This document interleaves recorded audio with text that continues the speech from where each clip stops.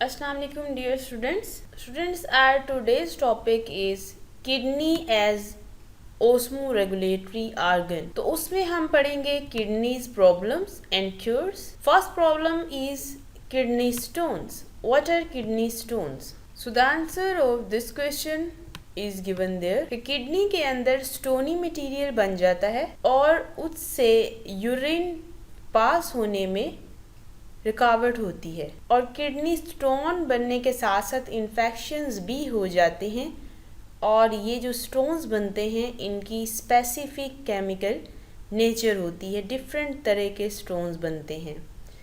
If we talk about the MCQs then hypercalcaemia means high level of circulatory calcium in blood and hyperxaluria mean high blood level of oxalates, and these oxalates help to form calcium oxalate crystals. Next MCQ is oxalates are present in green vegetables and tomatoes. The incidence of calcium oxalate type stones are 70% of all the kidney stones. It is an important MCQ. The incidence of other types of stones of calcium phosphate and of uric acid is 15% and 10% respectively. So next is the treatment for kidney stones. Lithotripsy is the first treatment over here. Define lithotripsy. Presently, lithotripsy is used for non-surgical removal of kidney stones. It is the technique used to break up stones that form in kidney, ureters और gall bladder. तो एक तो surgery होती है ना, surgery के अलावा जो नॉन सर्जिकल रिमूवल है किडनी स्टोन्स का उसको हम कहते हैं लिथोट्रिप्सी. और इसमें क्या होता है कि यूरेटर, किडनी और गॉल ब्लैडर जो है इनमें किडनी स्टोन्स हैं रिमूव करने के लिए लिथोट्रिप्सी का मेथड यूज़ किया जाता है. What is extracorporeal shockwave lithotripsy? So the answer starts from here and it's end over here. इसमें क्या होता है, ये भी एक लिथोट्रिप्सी की टाइप है. इसमें हाई कंसंट्रेशन एक्सरे की और अल्ट्रासाउंड की वो बॉडी से बाहर मशीन होती है, उसके थ्रू बॉडी के अंदर ये वेव्स भेजी जाती हैं. क्योंकि ये वेव्स बहुत ज़्यादा एनर्जी होती है इनमें, वो स्टोन को सैंड की फॉर्म में ब्रेक कर देती हैं और ये सैंड जो है वो यूरिन के थ्रू पास हो जाती है. Next is the renal failure. तो अगर राइस हो जाए यूरिया तो उससे ब्लड प्रेशर भी ज़्यादा हो जाता है और साथ ही साथ एनीमिया की डिजीज़ भी हो सकती है. ये एक रीनल फेलियर का मेजर इफेक्ट होता है बॉडी पे. किडनी फेलियर के क्योर के तौर पे डायलिसिस को भी यूज़ किया जाता है. तो what is dialysis? To remove nitrogenous waste particularly the urea blood of patient is treated through dialysis. It cleans the blood either by passing it through the artificial kidney or by filtering it with the abdomen. The waste and excess water are removed during the treatment as is done by the healthy kidneys. तो students, dialysis क्या होता है कि जब renal failure होता है, kidney बिल्कुल अपना फंक्शन छोड़ देता है, तो नाइट्रोजनस वेस्ट को रिमूव करने के लिए, ख़ास तौर पे यूरिया को रिमूव करने के लिए पेशेंट का ब्लड जो है वो डायलिसिस के थ्रू ट्रीट किया जाता है. और इसमें ब्लड ऐसे ही क्लीन होता है जैसे कि हेल्दी किडनी क्लीन करता है ब्लड को. आर्टिफिशियल किडनी के थ्रू या ब्लड को फिल्टर कर लेते हैं एब्डोमेन के अंदर. ये दो वेज होते हैं, तो इसे हम कहते हैं डायलिसिस. इसके बाद दो टाइप्स हैं डायलिसिस की, एक है हीमोडायलिसिस और दूसरी है पेरिटोनियल डायलिसिस. हीमोडायलिसिस क्या होती है?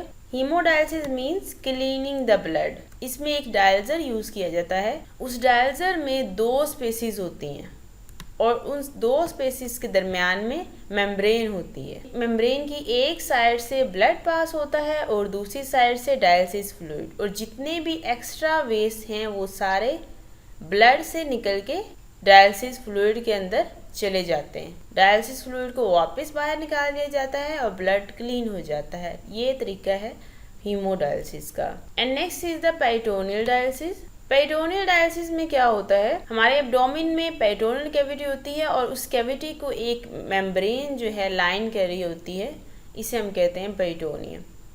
पेरिटोनियल कैविटी को डायलिसिस फ्लूइड से फिल किया जाता है। एक कैथीटर इस पर्पस के लिए यूज़ किया जाता है। कैथीटर कहते हैं प्लास्टिक ट्यूब को। जो एक्स्ट्रा वेस्ट हैं वो पेरिटोनियम के थ्रू डायलिसिस फ्लूइड में चले जाएंगे और बाकी ब्लड है वो क्लीन हो जाएगा। ये तरीका है पेरिटोनियल डायलिसिस का, राइट। दिस में be asked in the form of short questions in different perspectives. What is dialysis?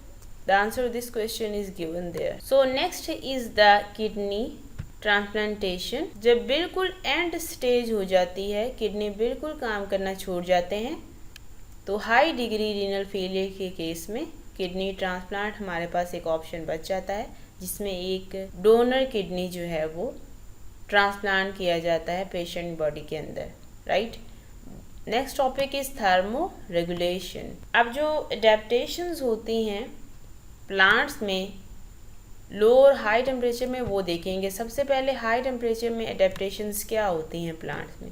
अगर टेम्परेचर हाई होता है तो प्लांट कौन सी एडेप्टेशंस फॉलो करते हैं। So first of all plants use the evaporative cooling to manage with high temperature.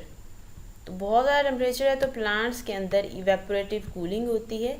उस cooling की वजह से इवेपोरेशन होती है और इवेपोरेशन के रिजल्ट में कूलिंग होती है और हाई टेम्परेचर को मैनेज किया जाता है, राइट। नेक्स्ट जो प्लांट्स के अंदर एडेप्टेशन होती है हाई टेम्परेचर की, वो है हीट शॉक प्रोटीन्स। तो हीट शॉक प्रोटीन्स की वजह से भी हाई टेम्परेचर को मैनेज किया जाता है। तो ये एक दूसरा तरीका है प्लांट्स में।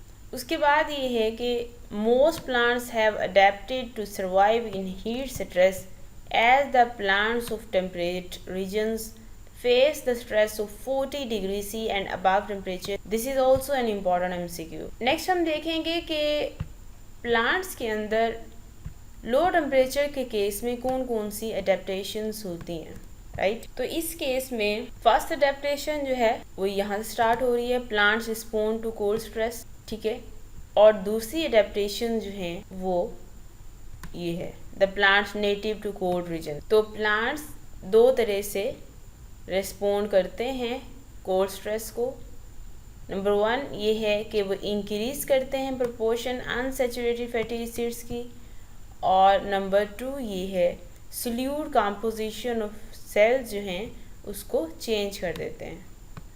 ये दो वेज होते हैं प्लांट्स के to cope with the cold environment. So another topic is mechanism in animals. अब जो मैकेनिज्म एनिमल्स के हैं कि एनिमल्स किस तरह से हाई और लो टेम्परेचर में कोप करते हैं, body heat, heat gain and loss, इनमें ये कैटेगरीज होती हैं। सो टेम्परेचर क्लासिफिकेशन के बेस पे एनिमल्स की दो टाइप्स होती हैं। पहली है first is the poikilotherms.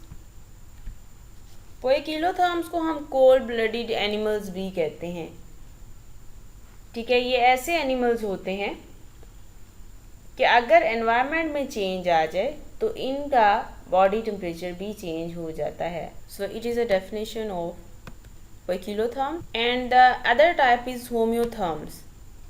Homeotherms ऐसे होते हैं कि अगर एनवायरनमेंट में चेंज आता है एनवायरनमेंट के टेम्परेचर में, लेकिन तो वो अपनी बॉडी टेम्परेचर को मेंटेन रखते हैं, ये होते हैं होम्योथर्म्स। और इनमें मोस्टली एग्जांपल होती हैं बर्ड्स की और मैमल्स की। ह्यूमंस भी होम्योथर्म्स होते हैं, यानी वार्म ब्लडेड होते हैं। The second name for homeotherm is warm blooded animals. So example में be asked in the form of short question as well as MCQ.